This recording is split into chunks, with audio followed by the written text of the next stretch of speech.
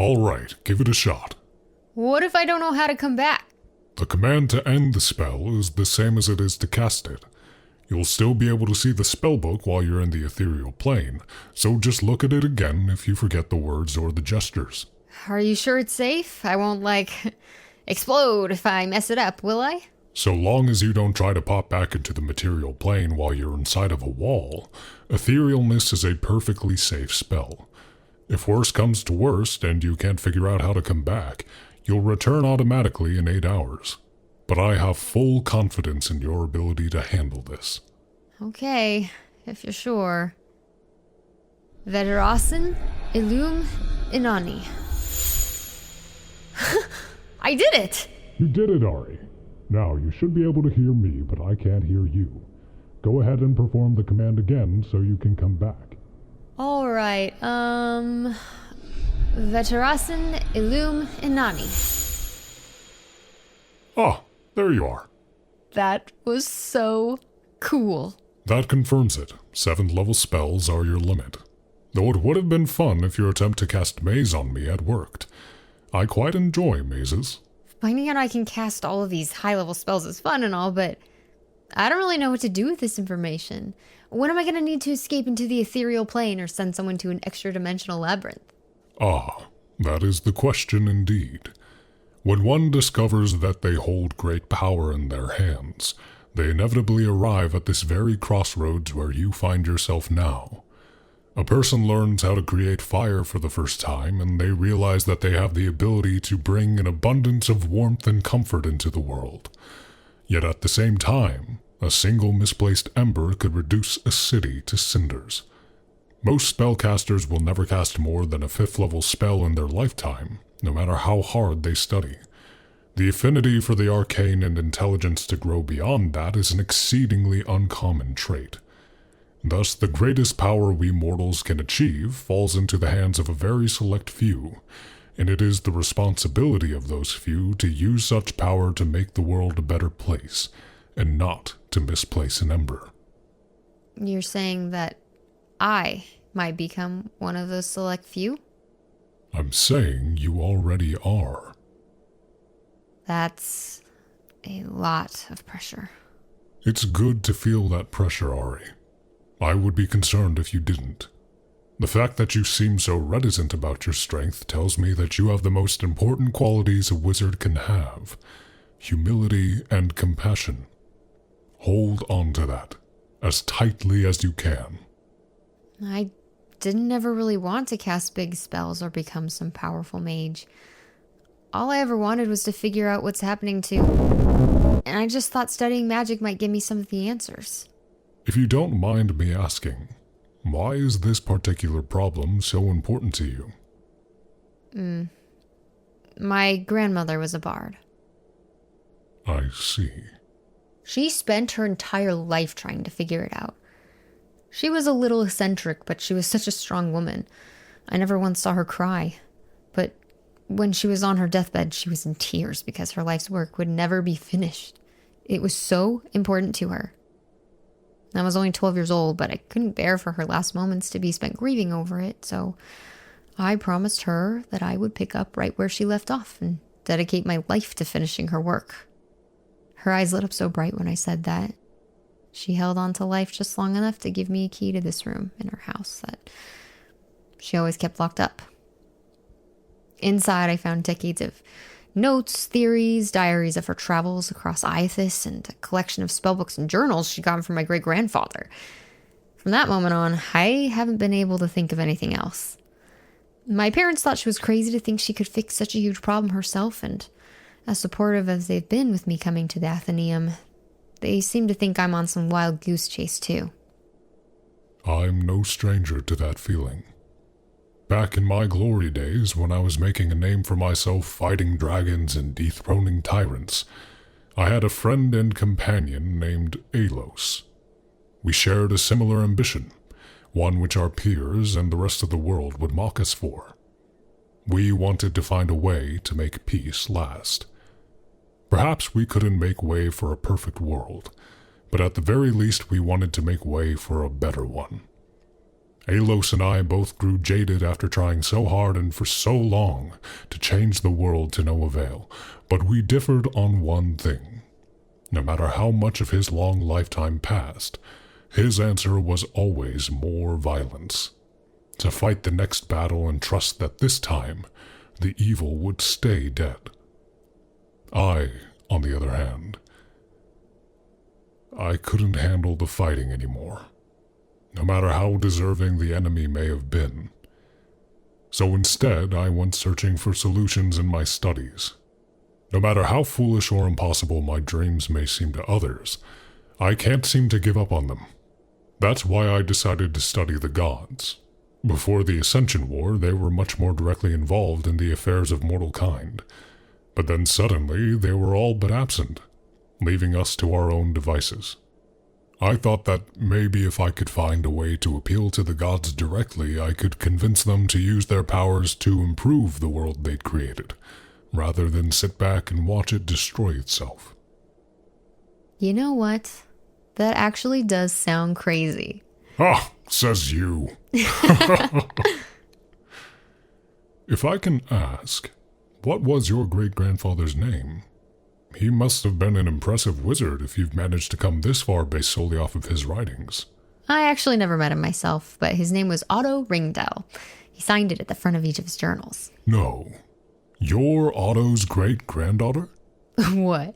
Have you heard of him? Why, he was my mentor. What? Seriously? He was. I was his assistant here at the Athenaeum the same way you are mine. Taught me almost everything I know. He retired without warning one day and disappeared without a trace. It's nice to know he went off and started a family. Wait a second. How old are you? I'm 120. Whoa. So you knew him personally. What was he like? He was certainly a character. I've never met more of a genius in my life, which explains where you get your brains from. But he had a peculiar approach to his research. A few times I watched him brew potions from a slew of random ingredients, then drink it just to see what happened.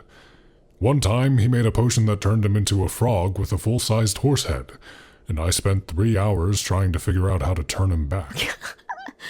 Gods, is it bad that I kind of want to try that? I still have the recipe lying around here somewhere, but let's not. Oh, you're no fun. I want to help you accomplish your goal, Ari. And not just because I owe your great-grandfather an insurmountable debt. You remind me a lot of myself, and I can't help but feel it was fate that brought you to my classroom that day. I would really appreciate the help. It's one thing to read about these things alone in my grandmother's old study, but out here in the real world, I have no idea what I'm doing. And I'd be lying if I said I wasn't a little scared of the things I'm learning I can do. It's wise to be scared. Don't suppress it, but don't let it rule you either. In time, you'll find the right path for you. Thanks, Professor Hogwin. You can just call me Hogwin from now on. We'll be working very closely for the foreseeable future. In fact, how about you go get some rest, and tomorrow we'll begin research in earnest into your hypothesis. Really? I said I wanted to help you, and I meant it. Go on. Casting so many high-level spells can be exhausting. Yeah, I am a little tired.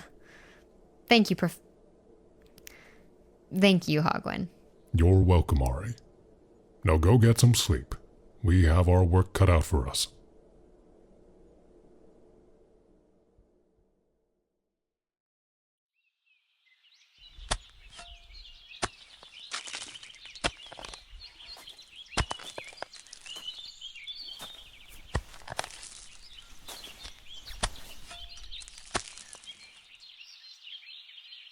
Are you afraid? Confused?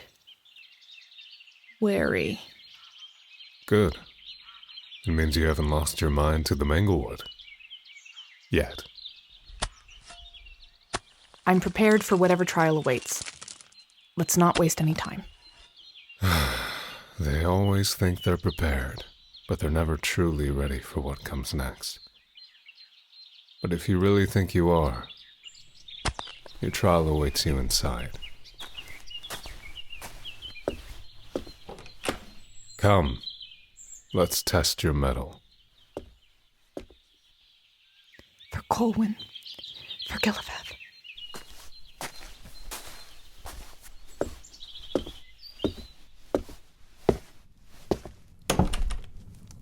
Sit. What is your name? Helen. I will ask you again, Helen. Are you afraid? You cannot lie here. Yes.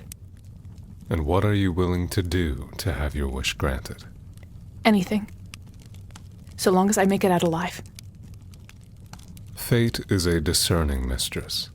It is said that only those who have been blessed with luck may proceed to the wishing well. So let's play a game of chance.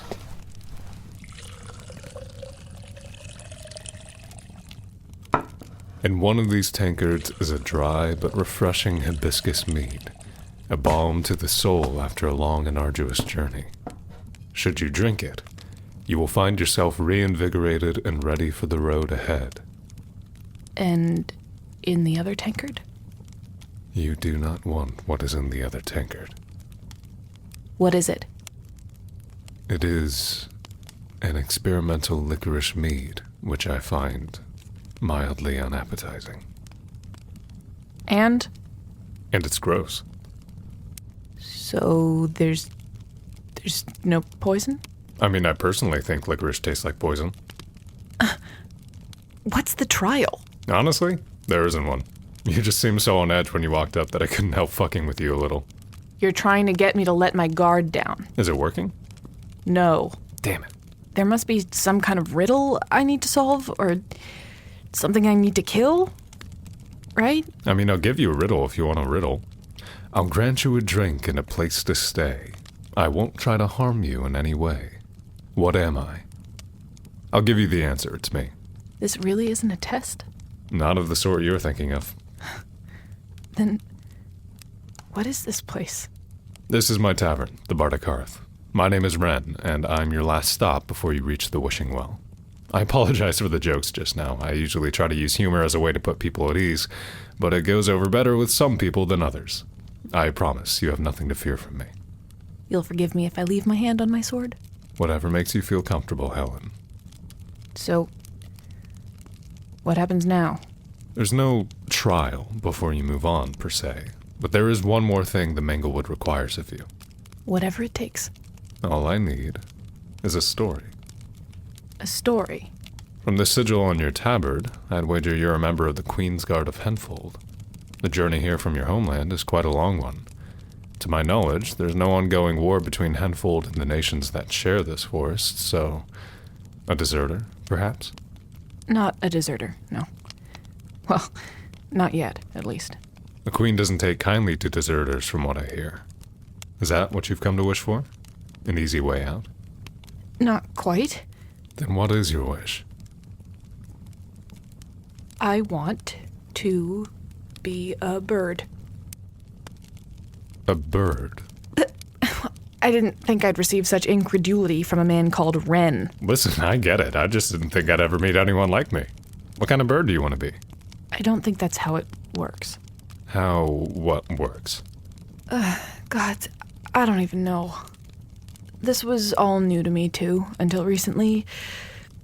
Does the name Galivath mean anything to you? Now that is a very old name for a very old place. You know of it. How? If I'm being honest, I'm not entirely sure. I hadn't thought of it in a very long time until you just jogged my memory.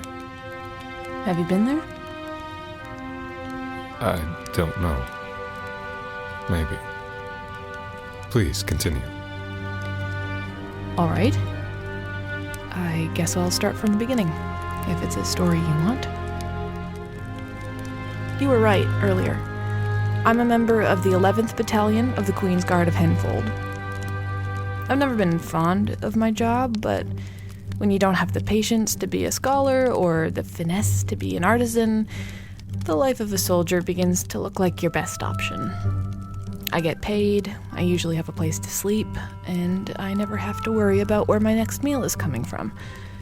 And I'm big and strong, so it's just about all I'm good at anyway. I joined up along with my cousin a few years ago, and since then, the Queen's Guard life is the only life I've known. Our most recent assignment has taken us to the outskirts of what people in my country call the Living Lands. It was always said to be a sacred place, but no one quite knew why. Some would say it's connected to Dryas somehow, others would say it's touched by the Fae. Whatever it was, the Queen saw fit to ignore the superstitions and start making way for infrastructure. Henfold's population has been rapidly increasing for years, and our cities haven't had the room to accommodate it. The Living Lands house an abundance of old-growth trees and other natural resources that would provide the materials for buildings and pave the way for a lucrative new lumber industry, so the Queen sent laborers to get to work. The nearby farming villages didn't take kindly to that, setting up camp near the workers in protest and making them fear for their safety. In response, my battalion was sent as protection. There was never any real violence. We were just paid to stand there and look sufficiently intimidating. And it worked. At first, it was just another job. But then, I can't explain it, but watching the workers tear down all of these ancient trees just didn't sit right with me. I'd never had a particularly green thumb before, and I couldn't have cared less about the supposed sacrilege I was enabling in the eyes of the locals. But something shifted in me the longer I stayed there. And that was when I started to hear things in the woods.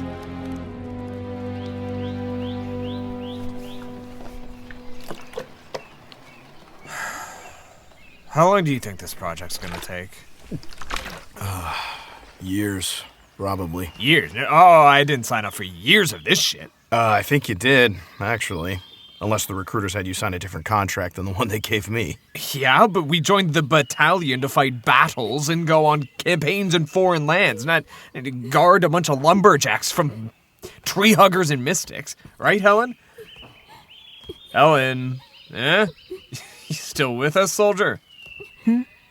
Don't let the colonel catch you spacing out like that. You know how she gets when you don't keep your wits about you. Oh, an enemy can strike when you least expect it. During an ambush, the last one to know is the first one to die. I was listening. Listening to what? The crying. The crying? Can't you hear that? Dorian, I think she's finally lost her mind. You need some water, Helen?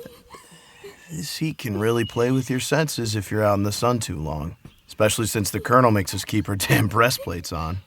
I'm not thirsty. What I want to know is why don't we just burn the whole thing down? It would be much faster and way less work for the laborers. Okay, genius. Are you going to be the one to call down a rainstorm if the fire spreads to the nearby farmlands? Or who's that going to be? Maybe I will, huh? Or maybe the protesters will pray to Dryas and she'll actually fucking listen for once. Wouldn't Aquira be the one you pray to for a rainstorm? No, dumbass. She's the goddess of the sea, not rain. But the sea is water. Look, I don't know. The gods have never made any sense to me. Soldiers? Madam Colonel.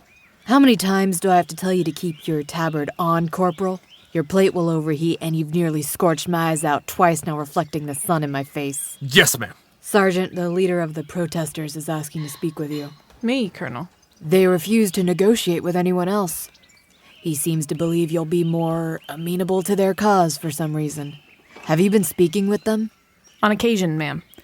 I thought it might be easier to keep the peace if there was some small amount of rapport. A wise assumption. But I would prefer you ran any communication by me in the future. Yes, Colonel. Approach them at your leisure, but I expect a report on the details of your discussion by sundown. As the Queen wills, So her guard shall heed.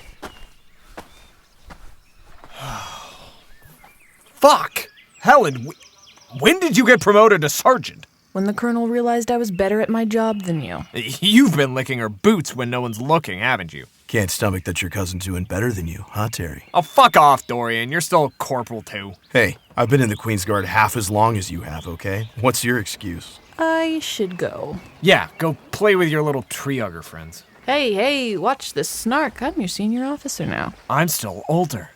By a month. That's a whole month's worth of hard-won wisdom in this noggin that you've yet to obtain, kiddo. Right. Well, use some of that hard-won wisdom and put your fucking tabard on, Corporal.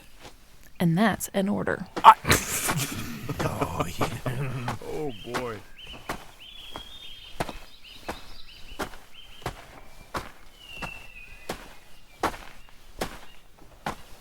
Helen, I'm happy to speak with you again.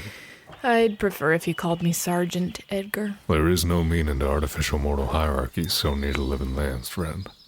Queens and farmers are all as the dirt here. All right. Colonel Veda said you've begun refusing to speak to anyone but me. Why is that now? They don't listen like you do. You and your camp of protesters shout accusations of sacrilege at my battalion and the laborers we guard on the daily. So it's kind of hard not to listen. I don't mean to us. You hear things, don't you? Voices in the woods. The groaning of the trees. I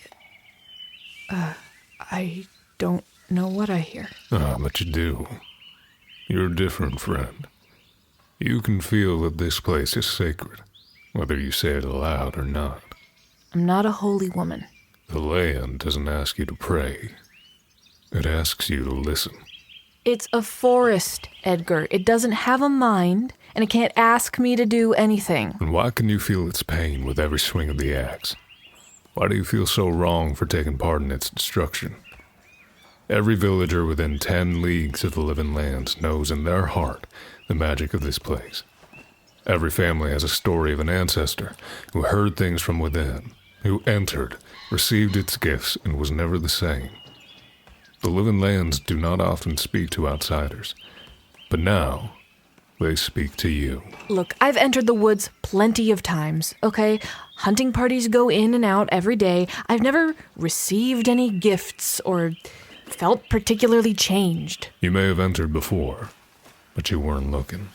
That doesn't mean anything, Edgar. Try it again. Enter and look. You'll see. What am I supposed to find in there, huh? Because I've talked to a dozen of you, and no one can seem to agree on what's so sacred about this place. Some of you say it's touched by the Fae, some of you say it's the sacred land of Dryas, others say it's the wellspring of life, whatever that means. It is what it is, and we only know of it what it chooses to reveal to us. That is enough. The rest is pure folktale and speculation. Okay, great. So, I'm supposed to enter the woods and look, but I don't know what I'm supposed to be looking for, and I might get turned into a frog by a fairy while I'm at it. You will be protected, Helen. All right, Edgar, I'll give it a shot.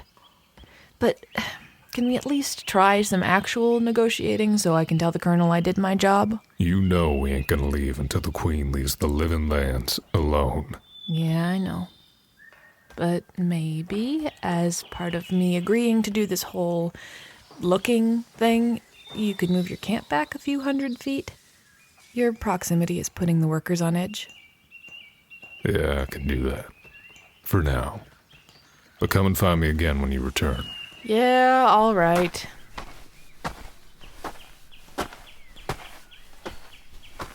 So, are they gonna leave? Nope. But I got him to agree to move the camp back a ways. Well, hey, that's something, right? I'd really hate to trade blows with a bunch of farmers if they end up getting violent. God, you two really can't hear that? Hear what? Never mind. Where are you going? To look.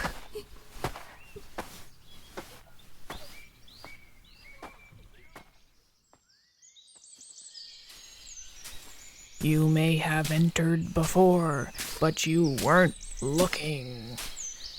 The fuck does that mean, Edgar? I'm never not looking. Gosh, this feels so stupid. It's not like I've ever believed in any of that shit anyway. I just thought it was interesting. Like the old folk tales I used to read about, that's all. Damn it. If Terry and Dorian find out about this, I am never living it down. Why did you just walk into the woods all of a sudden, Helen? Oh, I'm just waiting for the Living Lands to talk to me and reveal its gifts. Wow, you sound like a real sane person, Helen. I think... fuck! God! Fucking thorns.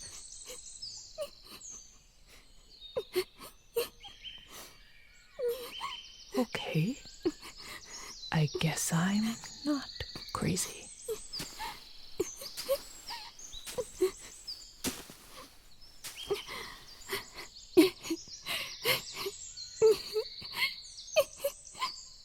Brigid. Whoa! Who are you? I'm sorry. I didn't mean to startle. I heard crying and I thought maybe someone needed help. Yeah, my sister. But I'm with her now. Your sister? Your sister just turned into a bird. If that is what you saw, you weren't looking closely enough. It was my understanding that this forest was uninhabited. Well, then you understood wrong. We live here. Wait! Don't follow us. You and yours have done plenty.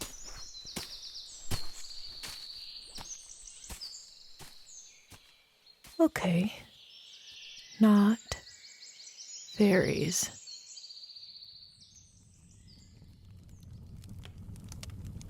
The sobbing I heard turned out to be a teenage girl with short red hair, knelt at the edge of a pond. She and her brother both had yellow eyes that bordered on glowing, even in the daylight. When they noticed me, the girl turned into a woodpecker faster than I could blink. Wild shape isn't an uncommon talent among druids. Perhaps a druidic tribe had taken up residence in the woods? That was my first assumption, too. But when I went back to tell Edgar what I saw, as promised, he offered a different explanation. People that are neither man nor beast, but both. That's the legend my family has told for generations. Like a druid, right? No, something different. Druids may become a variety of different animals for short periods of time, but the animal is not who they are. For people like those you encountered, it's not that they can turn into an animal, it's that they are that animal. So they're animals that can turn into people? They aren't that either. 2 souls, 1 heart, equally person and creature. As the legend goes, their animal form is always the same, so they can't be a bird one second and be, say, a badger the next. Their bestial appearance is as mutable as your own. The girl you saw was indeed fully a girl, but she was also fully a bird. I'm not sure I understand. But you want to understand, and the Living Lands want to help you. You have to let them. I'm trying. I am. I just haven't been able to find them again. Keep trying. The forest brought you together for a reason, and it will bring you together again. I didn't know there were people in these woods, Edgar. None of us did. You know I have to tell my superiors. We've been trying to tell them for months now. You really believe that even if they knew, they would pull back? I mean, probably not. Not unless they somehow managed to convince the Queen to care about some rural forest folk who live off her land without paying taxes. The Living Lands belong to no one. That's not how she sees it. If it's within her borders, it's her land, and she can do with it whatever she pleases. I'm not saying that's how I see it, Edgar. But that is her reality, and we're all living in it. As much as I want to help, I can't stop the Queen's will. Yeah, that might be.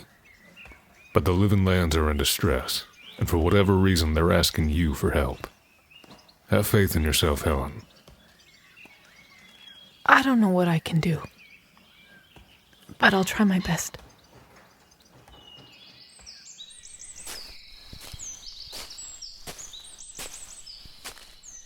Come on. Where was that pond?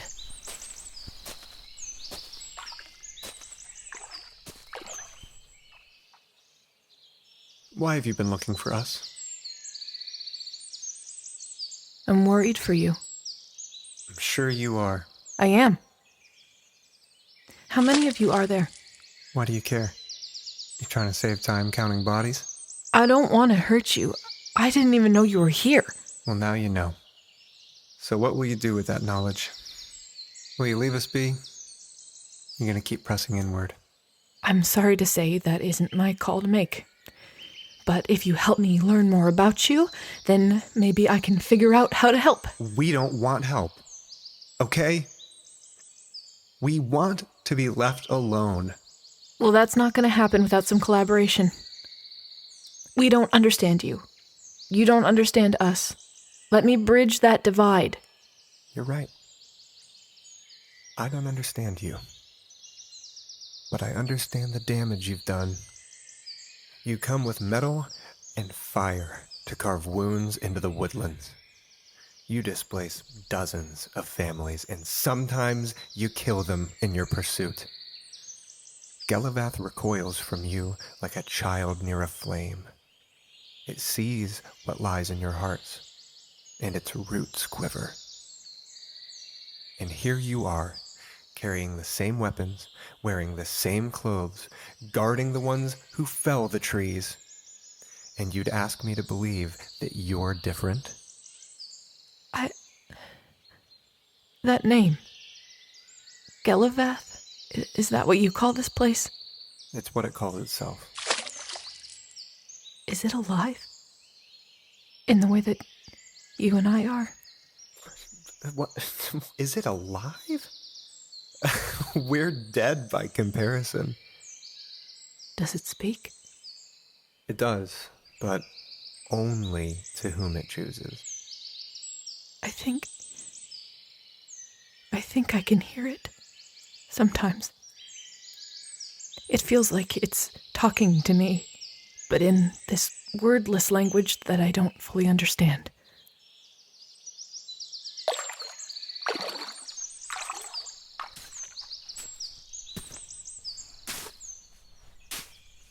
And what does it say to you? That it's hurting. That what my people are doing is wrong, and that it needs help. Galivath rarely speaks to outdwellers.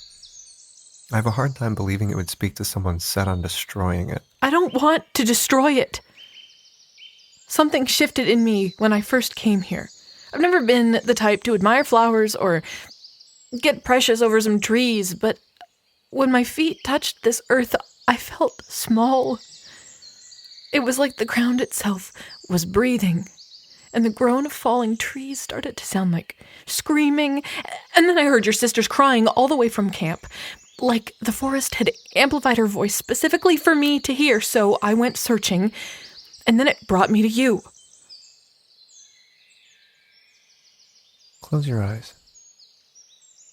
Why? So I can help you hear. A wind comes to meet you from the forest's edge, blowing past the wormwood, the red dead nettle. Impossibly, it weaves between ancient pillars fed by the breath of every leaf that it rustles on its way to you. In the canopy, a song thrush sings, as if in reply. A young shrew takes shelter from the chill, huddling close to her siblings in the burrow. Spores are taken up by the current, riding the zephyr unseen before settling gracefully amidst the soil. The morning rain still dampens the ground. Petrichor hugs the forest floor like an invisible fog. And this wind borrows the scent as a gift. It now brushes a pond whose denizens admire the rippling sunlight cast to the depths, while the watchers above spare a glance for the shimmering of its abalone surface. Onward. it was. Past the gnarled red cedars, over the reed-riddled marshland, through long hollowed logs, until...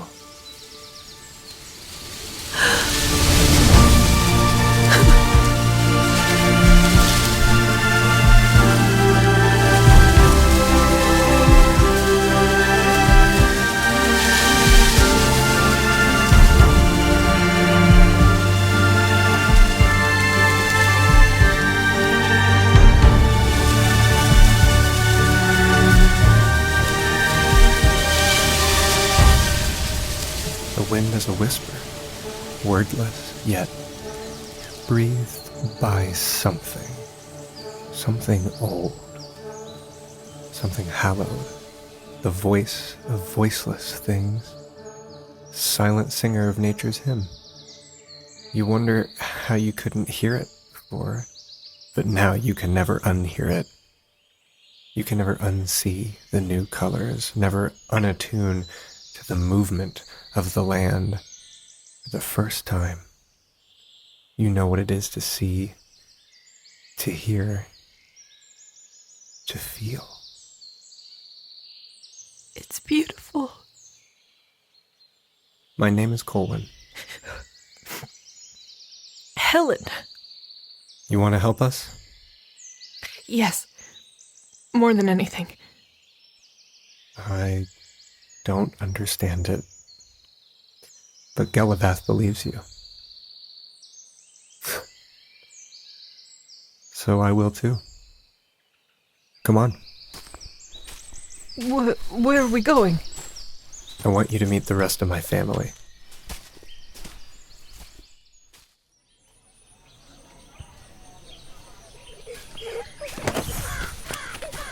Can everyone here transform into a bird? Well, yeah, some of us are birds, but others are other things. The form we take depends on who we are inside. Though, feathers seem to run in my family. What does that mean? Who you are inside? You saw my sister, Brigid, the other day. Do you remember what she was? She was a woodpecker, I think. Right. And, as a child, she was hard-headed.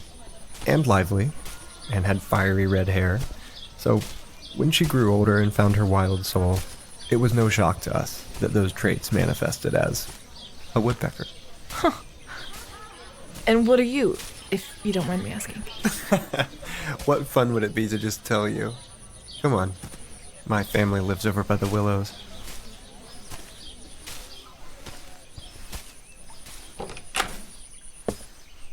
Hello, hello. I'm back. Welcome home, Colwyn. Who's this? That's the Outdweller from the other day! An Outdweller? There's no reason to be alarmed. Galivath brought her here. She can hear it. One of the encroachers? Galivath spoke to her. If I'm not welcome, I can leave. Nonsense, dear. If Galivath brought you here, then you belong just as much as any of us. I'm just a little... Well, I'm taken aback is all. An Outdweller hasn't been called this deep into Galivath since I was a boy. It's quite particular about who it lets in. Where's that shiny shirt you were wearing the other day? My shiny... Oh, my breastplate. We agreed to keep all armaments out of the village. She draws enough attention as it is. Plus, who she is out there doesn't need to be who she is in here. What is your name, young woman? I'm Helen. Welcome to our home, Helen. Did you manage to catch us some dinner while you were out, my son? Should be enough for 2 trout to a person, guest included. Your skill with a spear will never cease to amaze me. Why don't you stay for supper, Helen? You can join us by the fire outside. The marsh is just gorgeous at sunset. Well, I wouldn't want to intrude. You intrude on nothing. Join us. Please. All right, then. Why are your people cutting down the trees? Where did you come from? Who's this queen person you all talk about? Brigid, the questions can wait until after supper. Oh, but I have so many! I'm sure you do. I'm sure you all do. Oh, we do. Don't doubt it. But we're not about to interrogate a guest on an empty stomach. Let's get you fed, my dear.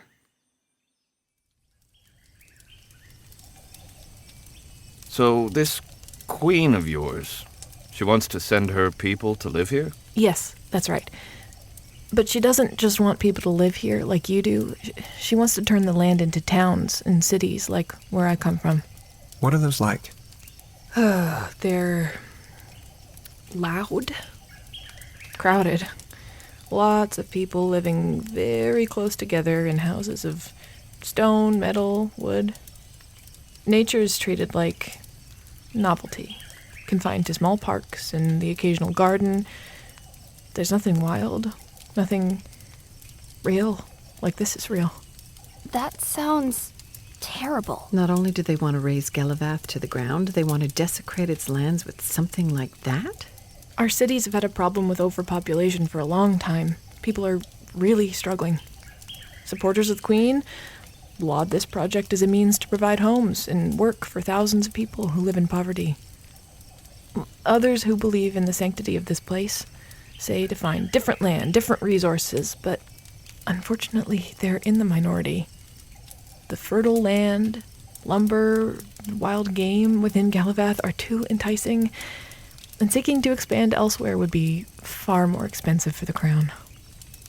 Unfortunately, those making the decisions care more about gold than doing what's right.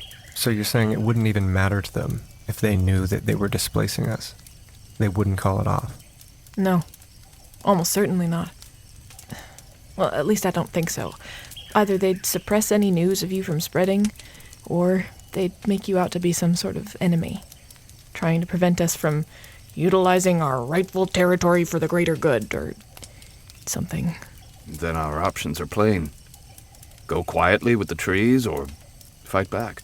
You can't fight back. Why not? Well, the Queendom of Henfold was built on war.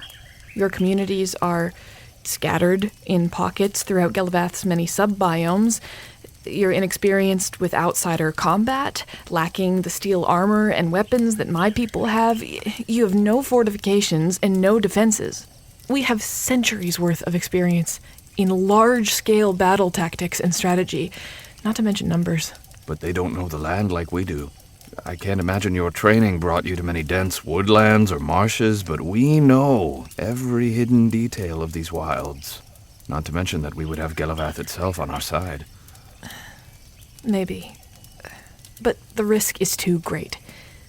For your own sakes, please hold off on fighting or showing yourselves in any way until it's absolutely necessary. I'll be doing my best to keep this from coming to blows in the meantime. What can you do? I've been asking myself that same question since I came here. Big picture? I'm not sure yet. But for now, I can give you time. I have some ideas on how to delay the encroachment. I just need to... I need to get going. Now, actually. My colonel's probably wondering where I've gone. You'll be coming back, won't you? Oh, you have to! I'll do my best to get away when I can. I don't think I could resist the draw of this place if I wanted to. You're always welcome here, Helen. Thank you. Truly, thank you. All of you. Well, I should probably walk you to your things at least. Oh, yes, of course.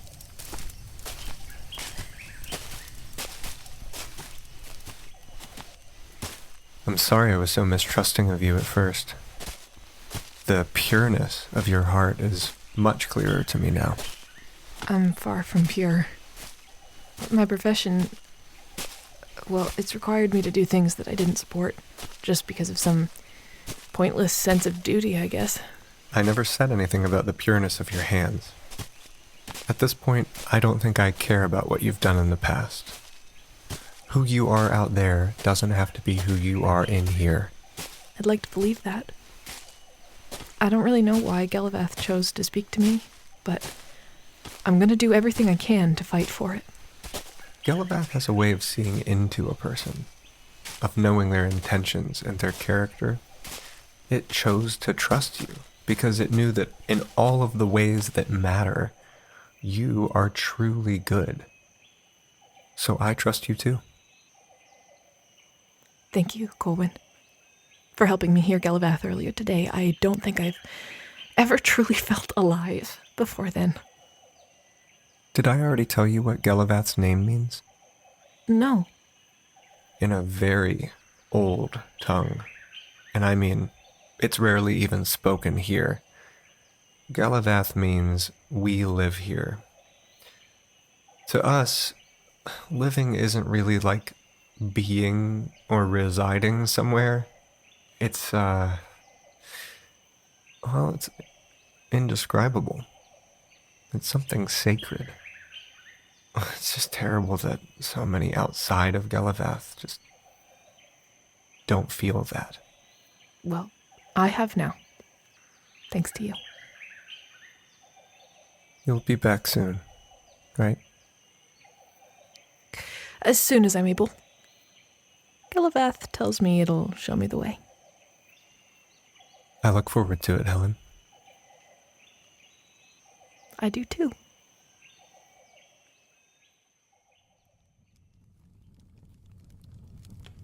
You said you wanted a story, right? When you said my name, if it wasn't enough that I'd left my heart in Galivath, I was beginning to find another reason to keep coming back. I returned to camp with a renewed sense of purpose. I would keep my superiors from discovering the Galivathians, and I'd do whatever I could to delay the progress of the laborers. Because of my familiarity with the locals and their knowledge of the land, I was sent along with the scouts to map the outskirts of the forest. I led them in circles and cited Edgar's stories, all the while advising Galivath to shift its landscape or send creatures to obscure our tracks. I spread some of the local superstitions about haunted groves and guardian beasts that were said to kill outsiders. Colwyn even taught me how to make a bowel cramping tea, which I managed to feed to almost everyone in the camp, stalling progress for a day or two. But there was only so much one person could do against the unbridled force of industry. And eventually, my peers began to catch wind that I was up to something.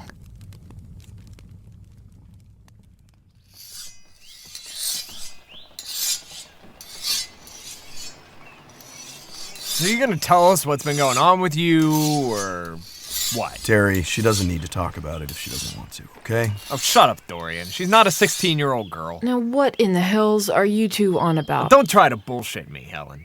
You can muddy the waters for the Colonel all you like, but you can't kid a kidder. I've known you since you were knee-high to a grasshopper and shitting on floors. You have been acting weird lately. Spacing out on the job, getting sloppy with your work, not to mention your secretive disappearances into the woods. Disappearing to meet someone, perhaps? I'm telling you, Dorian, that's not what it is. Hey, I'm not the one who opened this can of worms, but now I gotta know if I'm right. Actually, you are right. I'm seeing someone. Aha! Shut up. I am. Someone local. Who? What?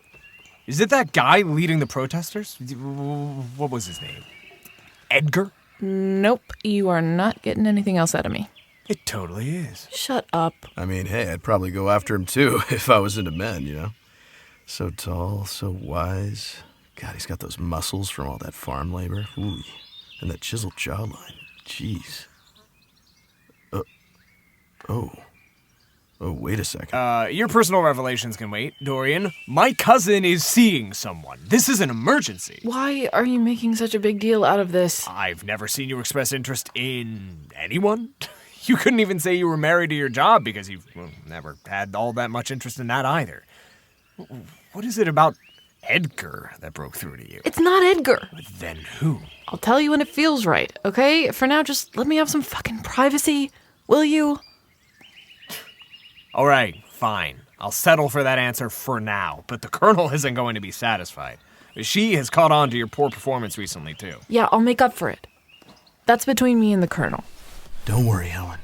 I'll cover for you next time you sneak off to meet your mystery lover. Thanks, Dorian. I love. Great, now you're both insufferable. One of these days, you'll make room for love in that teeny tiny little heart of yours too, Terry. Gag me with a spoon.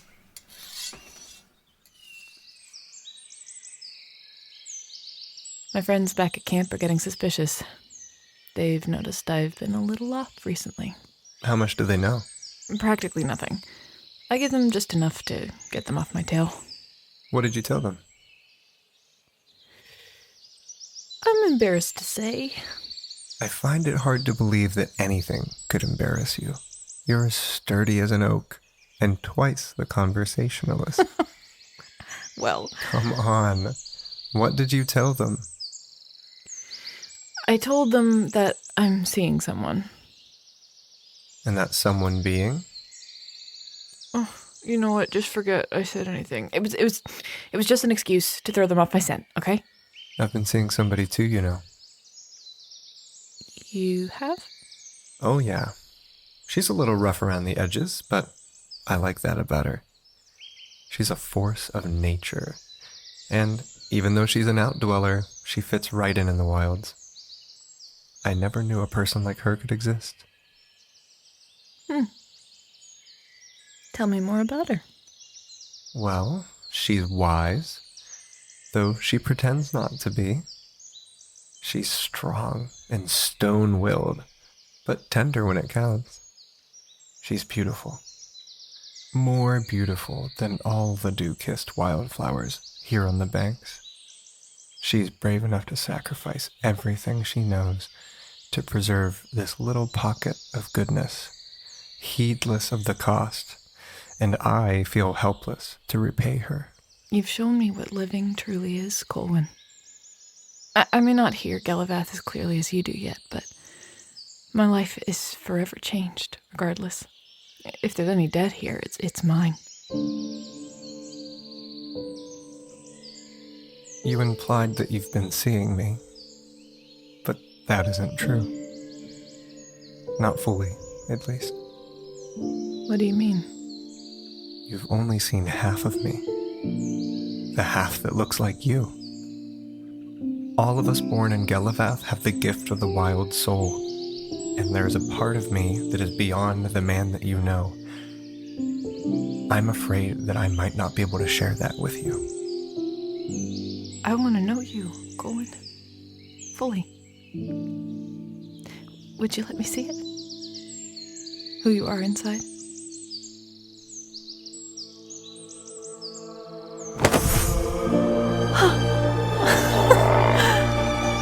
There you are. I've always thought herons were beautiful. It's really fitting. It does mean that I'm always on fishing duty. Try asking a woodpecker to catch a trout. Well, I like how much it still looks like you. You've got an elegant stride. Your black hair, almost blue. Gold eyes. Can I kiss you, Helen? What do you think?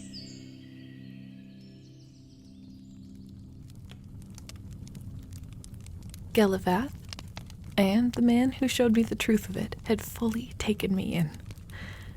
But I was stuck between a feeling of belonging, true belonging, and feeling like an outsider, which I was. It's Galivath itself that gives the gift of the wild soul, the simultaneous existence as both person and beast, but only to those born within its boundaries. Once in a blue moon, Galivath calls an outdweller in, and they join a Galivathian family, but only their children receive the gift. Without that gift, I could never fully know the man I'd fallen in love with, or his family, his community. Even still, I continued to fight for it, but it wasn't long before things started coming to a head.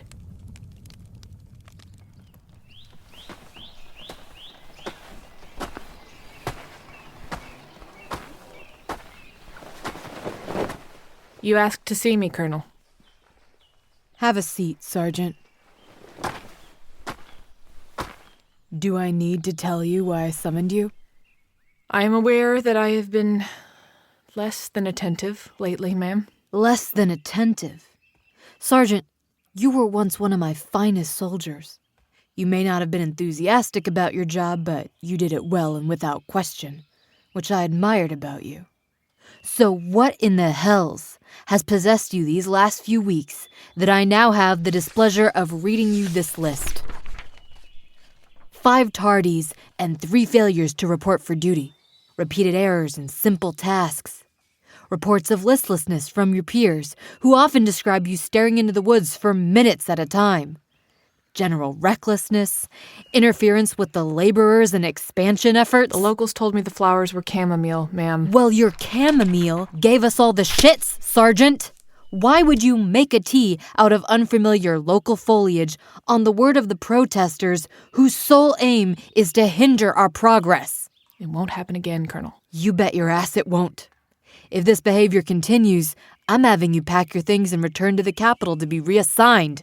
Or maybe to revisit basic training. What's gotten into you, Sergeant? None of us wanted to be stuck with this assignment. But that's no excuse for this kind of sloppy performance. I'm sorry, ma'am. I've just been a little homesick and my thoughts have been elsewhere. Well, wrangle them back here.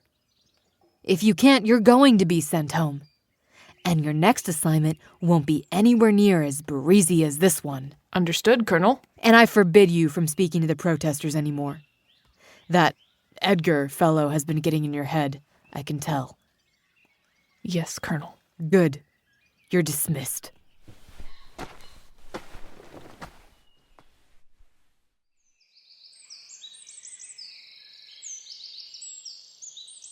All of the elders across Galivath have finally had their meeting. The moors, the woodlands, the hills, the lakes. Each of them met at the marshes to deliberate. Can we have a few more moments to just lie together before we talk about this?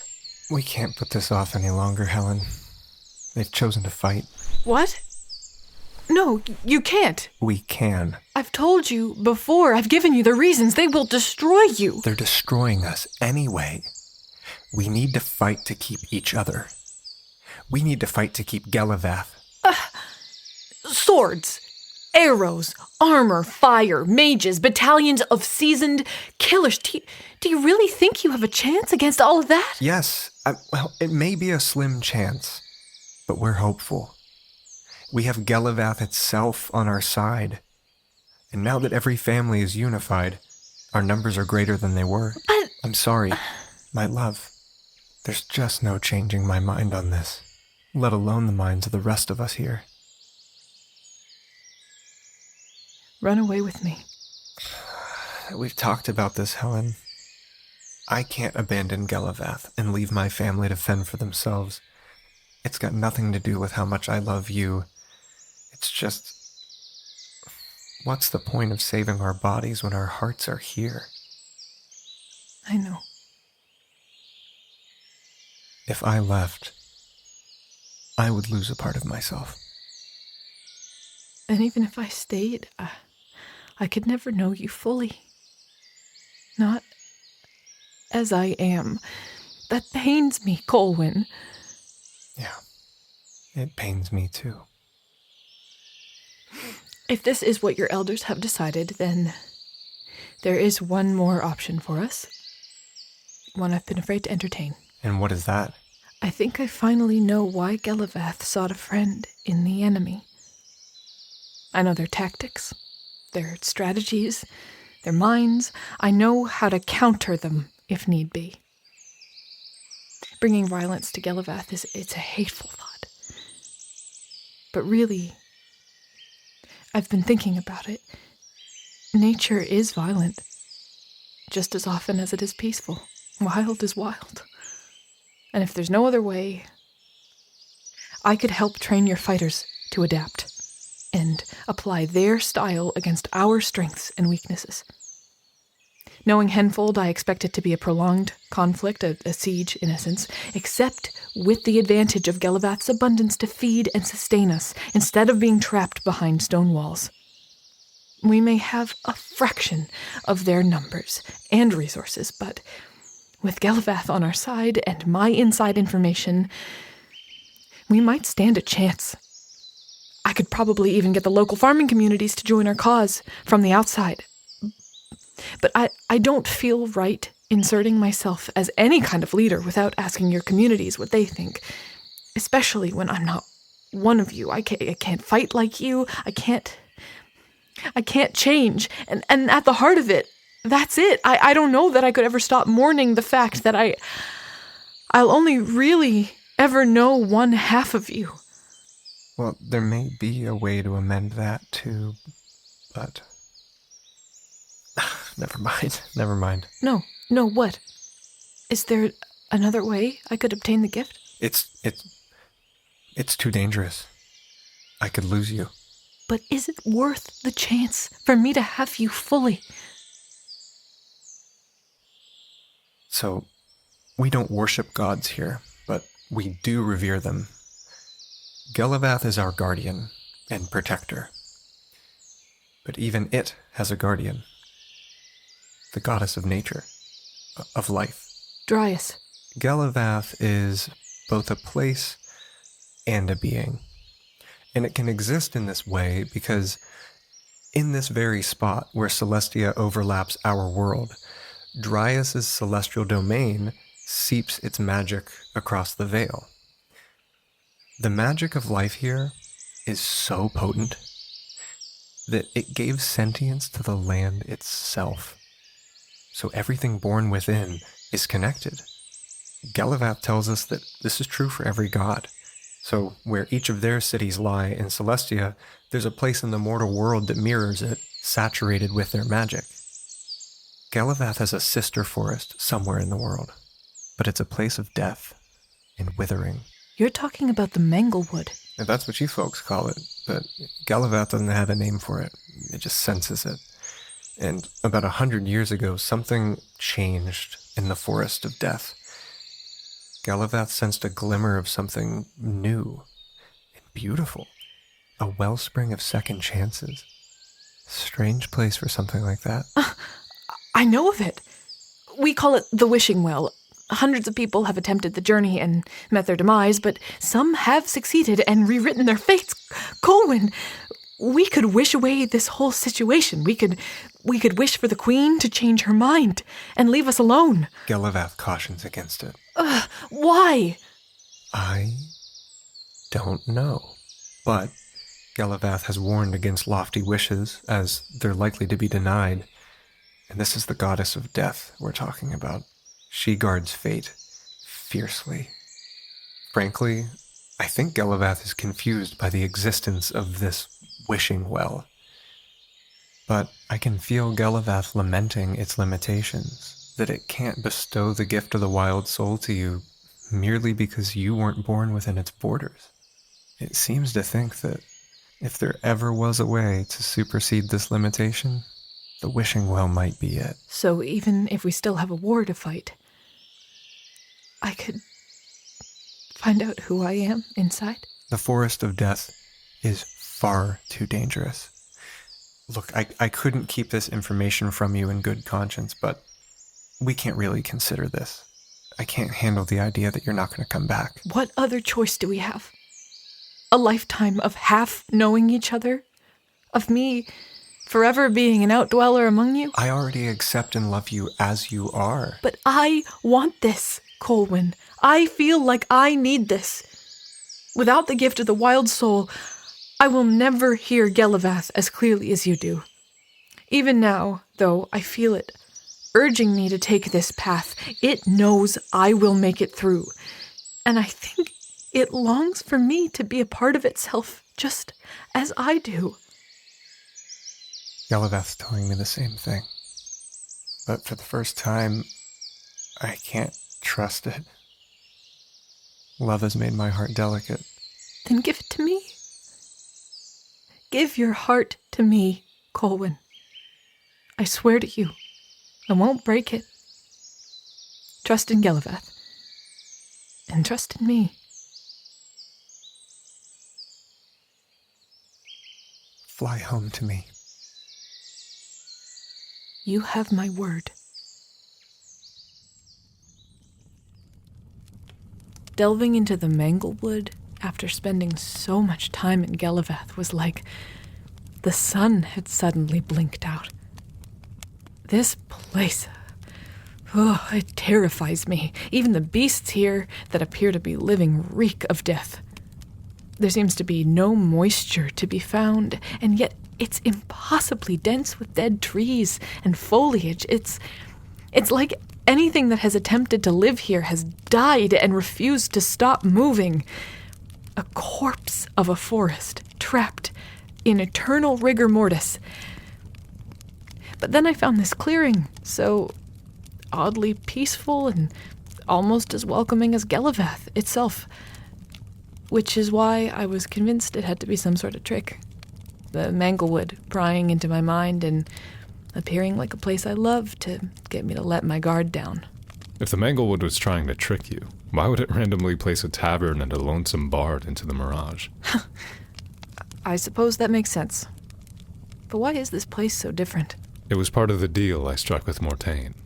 I'm her champion, you see. In return for immortality in the tavern of my dreams, I swore myself to her service for 1,000 years. Her new wishing well needed a guardian, and her previous champion had died an unfortunate death. She carved out this glade for me as a sanctuary. I honestly don't think I could keep my sanity living in the cursed woods for 1,000 years otherwise. That's awfully thoughtful for the goddess of death. People don't give her the credit she deserves. She's a kind soul, despite appearances. Was it her who told you about Galivath? As far as I'm aware, the only people who know its true name are those who were born within it. I don't know. I gave up my memories when we struck our deal, so it's possible I went there during my life before the Manglewood, just like you. Well, if you did, I'm shocked that you could bring yourself to leave. Speaking of leaving, what happens to me now? Your wish is a worthy one, Helen. I'll grant you passage to the Wishing Well, and you can make it back safely to Colwyn and the Galivathians. I can? Galivath was right to have faith in your success here. Thank you. Thank you, Wren. Don't thank me yet. You seem to have gotten pretty banged up on your journey here. Do you have any healing potions? None left. I stole a few from my battalion before I came, but I only had enough to make it this far. Let me heal you up before you go, then. A quick cure wounds couldn't hurt. You're already helping me plenty by granting me safe passage to the well. Please. I can hardly remember the last time I cast anything above a cantrip. I just never have a use for it these days. Let me flex my muscles a little. If you insist. Thank you. Don't mention it.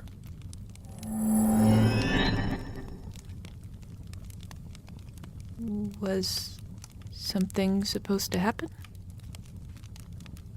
Let me try again. Is everything all right? One more time. That one worked. Yeah, I can feel the cuts mending themselves. Ooh. That's weird. It usually doesn't take that much effort to cast such a simple spell. Maybe you're just out of practice? That's not how it works. My magic comes from my connection to Mortaine. It's supposed to be inherent. Oh. Well, I'm sorry, then? It's fine. Nothing you need to worry about. Let's get you on your way.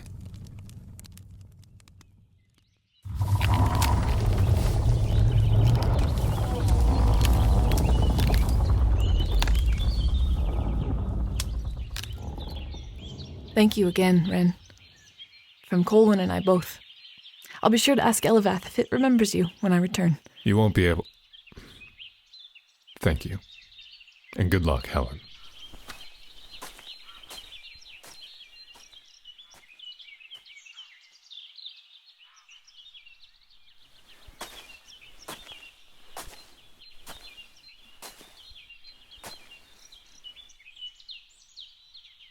Mortaine! Can you hear me? I need to speak with you.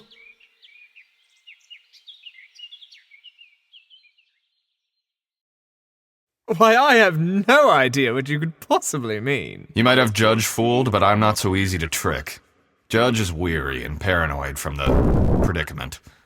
And all you needed was someone he trusts to whisper poison in his ear. How active your imagination is, Billsy. Perhaps you should quit godhood and become a novelist. What are you two planning, Guile? What is going on here? Perfect timing. Why don't you ask the woman herself, Belligor? Clearly, you wouldn't accept even the plainest of facts, so as long as they came from my mouth. Mortaine, I hope you don't mind me passing the buck.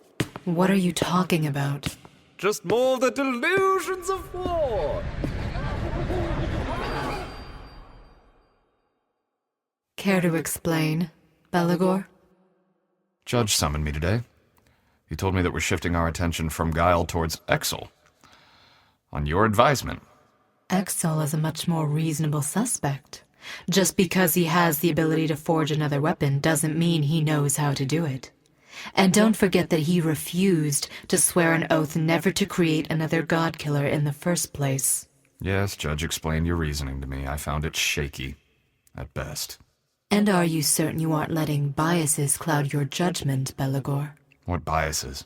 Don't think I've forgotten that before Exel was a god, he was your champion. It was 2,000 years ago, Mortaine. Our bond has long since been broken, and I have no reservations about criticizing him. His refusal to bind himself to the oath after he ascended has done nothing to keep him in my confidence, but that doesn't mean I'm going to jump to absurd conclusions. Interrogating Exel is a waste of time. Guile is still our most likely suspect, and he's going about unmonitored as we speak. Guile wouldn't kill another god. He'd never risk finding himself on the other end of that blade. You seem awfully keen on defending him, Mortaine. Since when are you so fond? Fondness has no part in it. Only common sense. Well, common sense says that the god who has been openly malicious to his peers since the beginning of time is the most likely to wish one dead. An obvious assumption that I would be sure to exploit were I the thief. I would understand if you merely advocated for taking a broader view of the issue, Mortaine, but you seem hell-bent on dismissing him as a suspect altogether. Judge may be convinced of your position, but I'm not. Nor am I convinced that there isn't something more going on here. What are you implying? You've been different since the incident 100 years ago. Don't think I haven't noticed the quiet resentment you carry towards us all, hiding beneath that thin, icy veneer. You know, I've always admired you for your loyalty and dedication to your duties, but now I'm not sure I know you. At all. What extremes could that resentment push you to, I wonder? What secrets could one as competent as yourself have been keeping all these years? I have no such secrets, Belligor. But since you've noticed, allow me to finally voice what I have left unspoken for the sake of keeping the peace this last century. I have not forgiven you, or any of the others for what you did. Nor do I ever intend to. But regardless of my distaste for you, I refuse to let my grudges get in the way of the Celestial Order. And if you're insinuating that I'm in league with Guile and scheming to kill the rest of the gods, remind yourself that no one has more reason to hate the god of trickery than I. I would sooner give up my power and die than name myself that man's ally. All the more suspicious that you have so quickly become an advocate for his innocence. I am not so childish as to let my resentment get in the way of our investigation. Just because I believe in his innocence doesn't mean I have any sympathy for him. Perhaps I should be suspecting you instead, since you clearly have no qualms turning on your own kind. Look, I would be lying if I said I didn't have regrets about what happened that day. Clearly, things did not turn out as any of us expected. I will not apologize for doing what I thought needed to be done, but I will apologize for my haste and poor judgment. We should have listened to you. Save your apology for the one to whom it's owed. Even gods are bound to the present, Mortaine. Dwelling on the past is foolish. So my concern remains with the enemies within. Keep entertaining your inane fantasies, Belligor. In the meantime, I'll be searching for the culprit. I'd rather not learn what happens when death clashes with war, Mortaine. Tread lightly.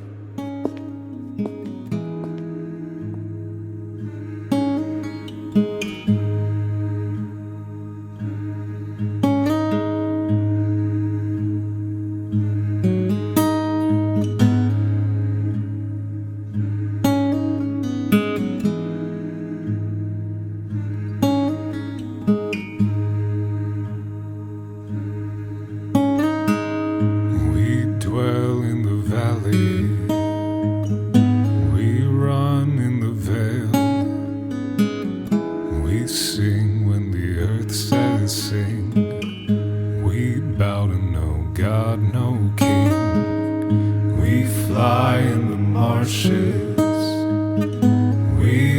dance in the wood.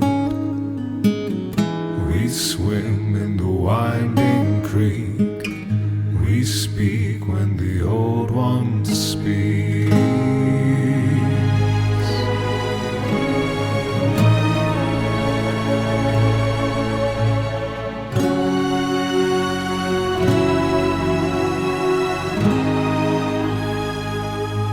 If you'd like to listen to the full song inspired by this episode, you can find it by searching Song of Galivath by Chase Noseworthy wherever you get your music.